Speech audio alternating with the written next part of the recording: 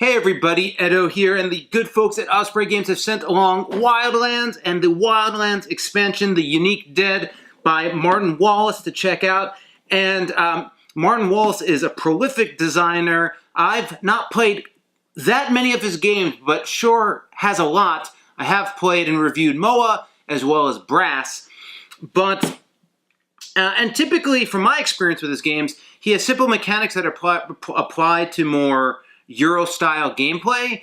This is his type of mechanics applied to dungeon crawl, and it is outstanding. I really like this game. It is very well done. It is simple to learn, easy to play, quick to pick up, all of those superlatives, but I mispronounced that word, but whatever.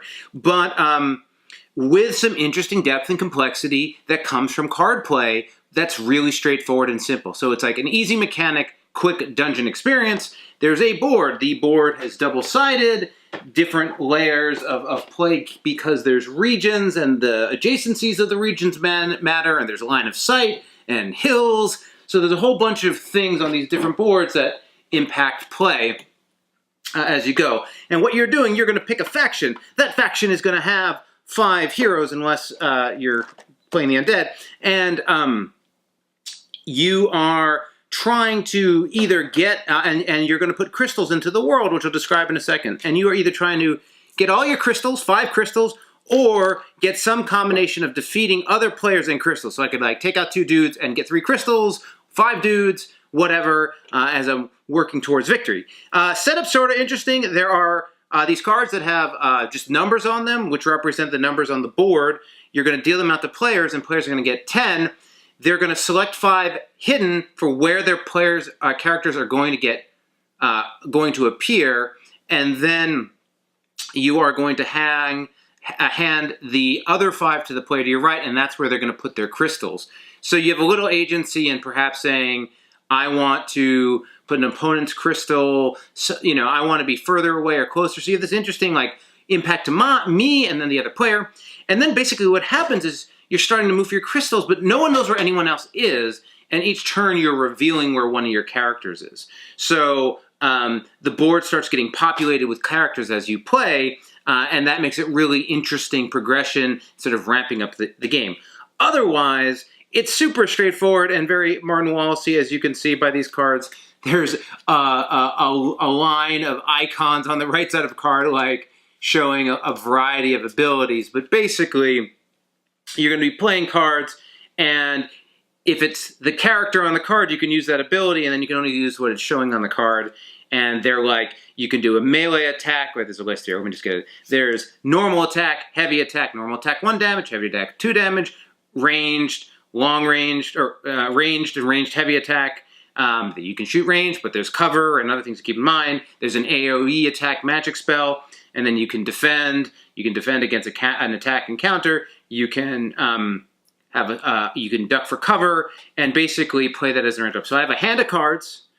A player plays, and then maybe I discard a card to defend that play. But otherwise, it's really about card management. To claim a stone, you need 3 cards from a character. So you're sort of like trying to both use cards from maneuvering, but saving sets. If your character, another character dies, you can use them in that set, so it sort of gets easier to catch up if you're behind. And that's really it. There's like special cards that allow you to move anyone, or draw 2 extra cards, or interrupt. Interrupt's cool because it like basically they do what they did, but then you can take a turn, so you can sort of like if they move into a position to attack, you can flee, or you know. If they've gone after one guy, you can move another closer, and you can sort of play on other people's turns, and you can have a series of attacks.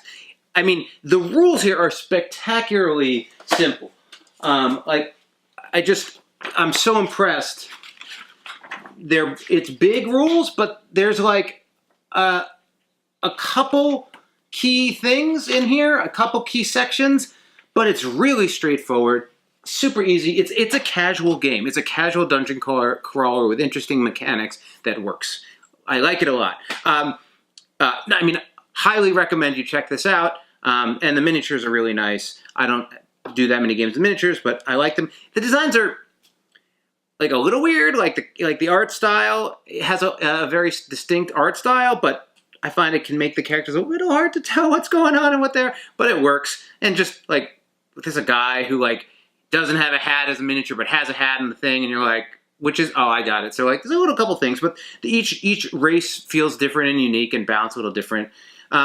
The Unquiet Undead has 2 modes. One, you can just play them as a faction.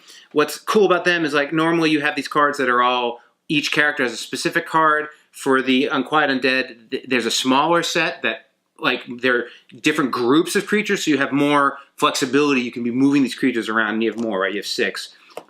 So there's just a little bit more of like, they're more mobile, but not quite as strong.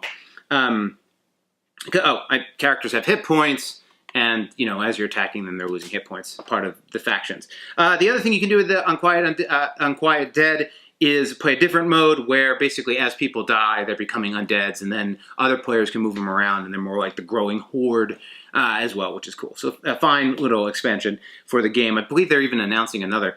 But long story short, this is currently my favorite Martin Wallace games. It hits a sweet spot of what I like about his stuff, but not dragging me into a 2-hour game of Brad. But no, fabulous design. But do check it out. And anyway, Wildlands. Hey everybody, Edo here, and thanks for watching Gaming with Edo. Reviews over here on this playlist, League and Insider videos over here on this one. Subscribe, share, all that good stuff. But most importantly, play some great games. Thanks.